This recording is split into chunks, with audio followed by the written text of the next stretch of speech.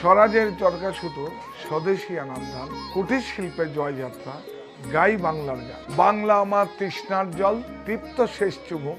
আমি একবার দেখি, বারবার দেখি, দেখি বাংলার মুখ।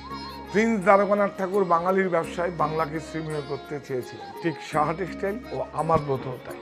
সাহা টেক্সটাইল 51/2 হিন্দুস্তান পার্ক আমার বাড়ি, হরিতলা বারাসাত, কাঁচরাপাড়া মণি এবং অনলাইন স্টোর বুনন, এখন আগরতলায় কর্নেল চৌমুহনী। নমস্কার।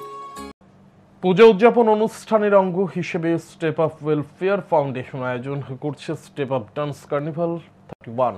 এই কার্নিভাল 20 সেপ্টেম্বর হবে আগরতলা টাউন হলে। বৃহস্পতিবার সংস্থার অফিসে সাংবাদিক সম্মেলনে একথা জানান স্টেপ আপ ডান্স ওয়েলফেয়ার ফাউন্ডেশনের অধিকর্তা সন্দীপ কুমার বর।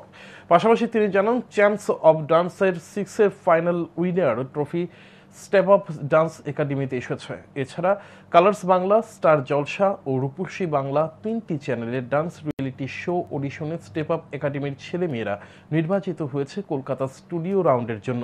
কিডস নান্নি পরিতেও নির্বাচিত হয়েছে চূড়ান্ত পর্বের জন্য।